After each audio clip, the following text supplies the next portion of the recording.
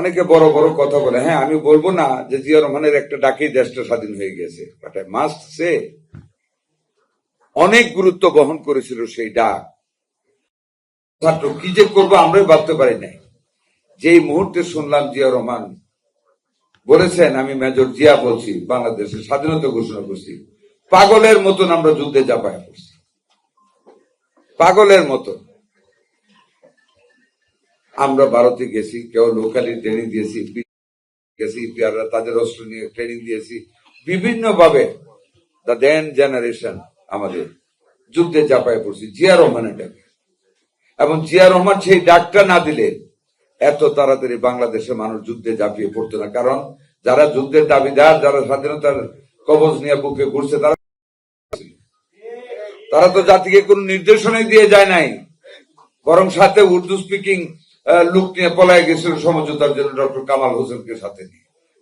It is Ziaur Rahman যিনি সাহস করে বিদ্রোহ করে পাকিস্তান সেনাবাহিনীতে কালুরঘাট বেতারগঞ্জকে ঘোষণা দিয়ে সেখানেও বসে থাকেন, উনি করেছেন as commander of the jet force.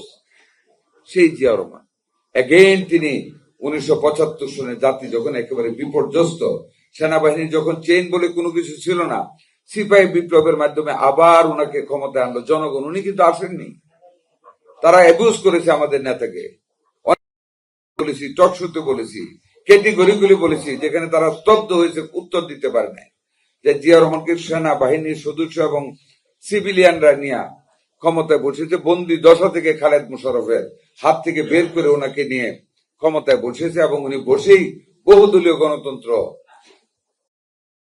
এবং ওই যেটা ভাগ্যে গেছে কি দেশে না রাজনীতি করতে গেছিল, সে জীবনে স্বীকার করে নাই কৃতজ্ঞতা, এই জন্য চলে গেছে। জিয়া রহমান করেছে, he opened the political periphery, সকল মানুষের রাজনীতিকে সে করতে দিয়েছে। ওই জন্যই জিয়া রহমান আজকে মানুষের মনে, আমাদেরকে প্রত্যেকের ব্যাপারে জিয়া রহমানের আদর্শকে প্রতিষ্ঠিত করার লক্ষ্যে আমাদের কাজ করতে হবে।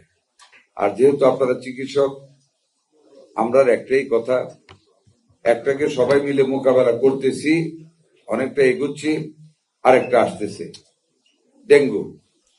আপনারা দয়া করে যার যার অবস্থান থেকে পরিষ্কার পরিচ্ছন্ন থাকা, ডেঙ্গুর প্রোটোকল মেনটেন করা, আপনাদের অনেক বিরাট বড় সার্কেল ডাক্তারদের সারা বাংলাদেশে, সবাইকে বলবেন ওই যে বড় বড় ডাক্তাররা যেগুলি বলেছে, অ্যান্টিবায়োটিক না দেওয়া, বা আপনার প্লাজমা লিক শুরু হলে প্রত্যেকটা রোগীর প্রতি খেয়াল রাখা, প্লাজমা লিকেজের সাথে সাথে ফ্লুইড দেওয়া যাতে করে শকে না চলে যায়, এই জিনিসগুলি আপনারা আপনাদের বন্ধু বান্ধবদের বলবেন, যাতে করে রোগীদের উপর নিবিষ্ট যাতে রাখে। যদি প্রবলেম হয়, রোগী বেশি হয়ে যায়, আমাদেরকে জানাবে, আমরা যেমনি পারি ডাক্তার দিব, প্রয়োজনে আপনাদেরকে বাইটা দিয়ে দিব, তবু আমাদের মানুষদেরকে বাঁচাতে হবে।